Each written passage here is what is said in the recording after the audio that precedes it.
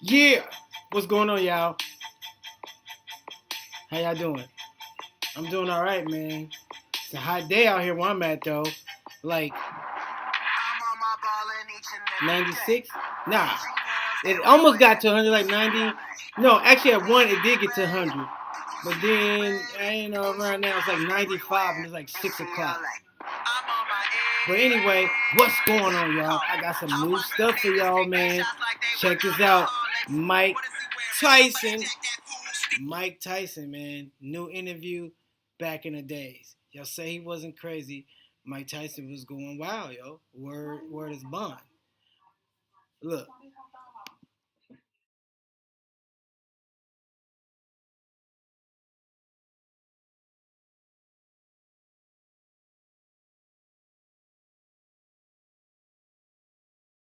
and something that's totally new to you. You know what I mean? On this kind of level, you get provoked. I was provoked, and I said things, and things happened, and come on, Mo. I did my time for it, I'm working. and it was dead, and it's over. Was there a lesson that came out of it? There's some people in here that lie. You know what I mean? They don't look at the situation. You know what I mean? Because they have the authority, their way is the right way. And you're talking about the prison guards who were here. Absolutely. You know, I mean, there's people here that are good people. Don't get me wrong. There are good guards here. But you must think of the mentality that it takes for somebody that want to be a prison guard to have a dying thumb on somebody, to put your foot on somebody's neck. You know what I mean? It's the authority mostly, Exactly. perhaps. Just the authority. Being Wait, under that kind of hold on. authority from a Is person. that the same dude that is dating Oprah now, or used to date Oprah like her boyfriend? I don't know. Tell me. Which, in my mentality, I would say this person wouldn't even clean my toilet. And then, of course, power is addicting. Anybody wants power, regardless of what kind of power give me your headphones. they want it. And I guess this is their way of showing their power. How have you adjusted to losing? Just for a second, man, on me. If you do something to him, I'll buy you know what I mean? Because some more my power was always in me. one. My greatest asset is me. If he messed him up when I gave permission, I know some of buy your you some friends more were expensive concerned that you might face some danger in prison, that somebody who doesn't have anything to lose might decide that he's going to make a name for himself and take you on. Do you ever think about that? Hey, can I tell you something? Why would anybody, you know what I mean? What would he gain by it? Say he cut my throat, he beat me up, he killed me. What would he gain by it? Do you feel threatened at all? Just by the fact that I know that I'm not the most popular inmate in here, because, you know what I mean, I stand up for what I believe in. You know what I mean? I basically say what's on my mind. And from prior experience, I know that could land me in a lot of trouble. What about the inmates? How have the inmates treated you? I haven't had any problems. Just, you know, sometimes when you walk, and you really can understand this prison, because it's not like a prison that you may think. You walk and people, like their homes, could be out the window, this and that to somebody, and you mother this and this and that and this and that. And one day, so I said, Mike Tyson, you effing tree jumper. And I didn't know what a tree jumper was. I thought he meant like I was a great athlete or something, like jumping out trees. And I was telling him, what's a tree jumper? He said, tree jumper's a rapist. You know, you wait for little kids to go by and jump up a tree and grab them. So, shit. Oh, Christ. You know what I mean? I said, I can't believe this. You know what I mean? And it it just takes your mentality, and it puts you in a different assortment than anything else. There's no way I could have got it. How could I have got a fair shot? I mean, I knew I was innocent. I knew from court procedures and what was going on, but I knew when I was in that court and when I was going to get that verdict, I knew the verdict was going to be guilty because of the mentality of the court and the mentality of the prosecutor. What did you think of the prosecutor? The prosecutor, I thought he was a racist, weak, publicity happy little weak man, and I just felt it. But I was, you know, I mean, I was always nervous and worried because I knew that it was going to take me away from people that I loved. But I was just prepared for it. You were prepared to give it up. It was something, you know, I mean, that couldn't be stopped. That's still happening. When we come back, Mike, man, because it's not here. You know what I mean? People, they always put that, you know what I mean? They put that like that's a boundary on me. Well, Cuss will look at you and be ashamed. I'm my own man now. I'm me. I'm my own man. Your finances. Are you comfortable with your finances, your money, the control you have over your money? Absolutely. You know what I mean? About a situation like that, when I was in this situation, no one never, approached me with something like that before when I was out in the streets. Now this is this is only a ploy for somebody to attack Dawn or do something like that. I'm very happy with my finance. Just because someone else may not know anything about my finance or might come up with a sheet and say, well, he has nothing. And then next week they'll come up with a sheet. What happened to this money? They don't show no account of what happened to this $45 million or this $20 million. Damn. And now all of a sudden I'm hiding money. And if I was hiding money, and if it's my money, I haven't stolen it, isn't it my business to do what I want with it? Do you know what you have? Well, I have a ballpark figure, yes. And you know where it is, and you have control of it? Well, like I was saying, it's my business, and no one else should worry about how much money I have. No one should worry about how much Donald Trump has. I never asked how much he has. I never asked how much the Rockefellers, the Rothschilds have, or Magic Johnson, any athlete by that. Nobody asks about that. Why all of a sudden they want to worry about me by putting me in a situation? Because the fact is, they can't take away, which I know, that I'm a great fighter. So they say, God, he's a great fighter. People admire him for that. But let's put him, he's a great fighter, but he's dumb and he's stupid. So, he's nobody to look up to. Because that's okay. Because only time will tell. That's just time will tell. You mentioned Don King. What about Don King? Now, Don King is just like anyone else. Anybody else is in big business. He's competitive. He competes with them. He's the best at what he does. Whatever it is. If it's, he broke all the records, all the P.T. Barnum, Ziegfeld records. He breaks all those records. And he's ornery and he's arrogant. He says, he's not under control. You don't control him. You can't say, well, Don, you take this and you do this, but you got to take. He wants the American way. He wants to get the equal share of the pie. Does he take advantage of you? Everyone uses someone. He uses me. I uses him.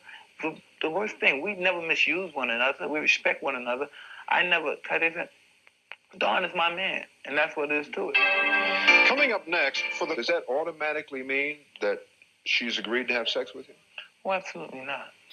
Absolutely not. See, this was a situation where we had discussed things that were going to happen, what we were planning on doing, and we had discussed something. It's just something that's been discussed and planned, and you say, well, since she's going out, she has to do it. She can't eat a free meal. You give me like that ghetto mentality, of course, like when I'm stereotyped. She can't get a free meal without giving me something or something like that, which is, it's just perverted. You even saying that to me. You know what I mean? She has told her version publicly on television. What was it that made you feel that she wanted to have sex with you? Well, as I was talking, we spoke earlier that day. And we had planned on the situation. Everything was arranged. And then I seen her again, and it was arranged again. I seen her twice that day, and we arranged it then again, and that's how I came to that conclusion. There was no doubt in your mind?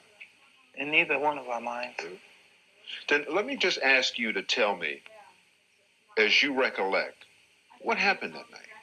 I called her. I think she was tired or something. I said, don't worry about it. Just comb your hair and put water in your face. And I asked her to wear something short, like a short dress or some white. Okay. Now, I'm sorry. But he said he called her and she was tired. So right there was a clue. Dude, she don't want to do it. If a girl tell, hey, man, I'm tired, that means she ain't down. And you telling them, no, just come over, throw some water in your face, get up. You are talking her into it because women, you don't have to do that. Most of the time, you have to be the one telling them, hey, I'm tired, man, or excuses. If she telling you she tired, man, that should have been right there, man. Call the next one. You Mike Tyson. Baggy shorts. And she came in the car, we kissed, and we were making out, okay? Fooling around, and then we drove right around the corner to my hotel room. We got out of my hotel room, we went upstairs, and we went in my room. So when I closed the door, we went in my room. We sat on my bed. She sat on my bed in somewhat of a Buddha position, and the legs across. And she was talking, and we started kissing. And she started pulling off her clothes. She was getting hot. She was getting aggressive.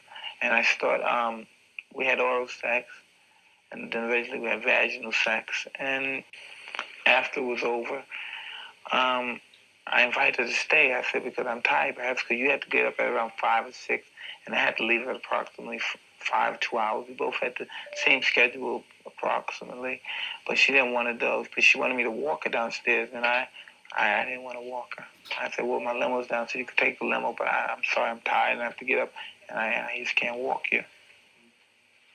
Maybe I should have just walked her downstairs or something. We should never cry over spilled milk, of course, but maybe I should have just walked her downstairs, it's Christ.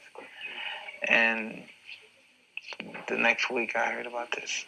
And you're saying that she never said no? Oh, absolutely. Now, she said that I hit him, I cried, I did anything to get him to stop, nothing worked. Oh, right, really, please. You know what I mean? Come on, that wasn't true. In a hotel room, in the middle of the night, where walls probably echo because it's so quiet, and she screamed, and then she's going to say she's in shock. She walked downstairs. Evidently, me, the person, she told me she's in shelter, please. And that's right there is a good one. Middle of the night. You did all that and no one heard you? Nobody heard you. Nobody heard you. Nobody heard you. No, it's bad. If anybody would attack me, as soon as I get out in the hallway, I'm gone. I lost it. I'm in the twilight zone. Woo, help, yes, help, right here, knocking on people's doors. Come in, this guy's right in here. Please help me, or whatever. You know what I mean? That's absurd. Well, I'm scared because he's Mike Tyson. Because exactly. They insult the American intelligence. You know what I mean? To believe something like that. This is something, that you don't have to be F. Lee Bailey. You don't have to be F. Lee Bailey at all to decipher the bull crap. You know what I mean? And it upsets me so much because there's people out there, that have that kind of mentality, that will believe something. It's astonishing that what people believe. Right, exactly. The truth of the matter of what happened that night then is what? That she was not raped. The Indian got you to agree to go into therapy. Is that true? Well, I could give you some answers, and you could tell me is it true. You know what I mean?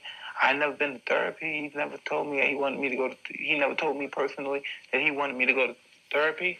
He's seen me a number of times after the incident happened. He never confronted me with any issues about that or anything. You know what I mean? But what Aaron is saying is not true at all. And the women at the contest that day in Indianapolis who said that you fondled a number of women. But listen, you must understand what kind of atmosphere. When you make that statement, you come across as if I just ran in that hall, right? And no, it wasn't like that. It was a joyous atmosphere. People have grabbed me. You know what I mean?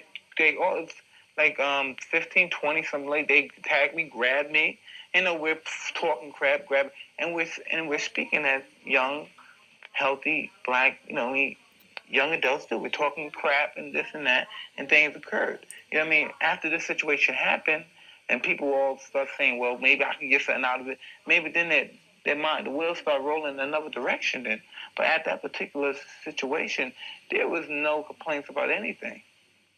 So it wasn't initiated by you. You just participated. Absolutely. They come after you as much as you go after them. Please, because this is something I don't even have to explain to you. You know what I mean? People know who I am, and people know I have money, and people know I'm young. You know what I mean? So they put the two together: young, black, single, with money, usually by himself, never protective, because that's the kind of guy. I'm always loose. I'm like, and that's dangerous because you gotta use that with the same stereotype as the sheep that flocks away from the crowd, and he's out there, now he's alone. Now the wolves could trap him off, corner him off, and kill him.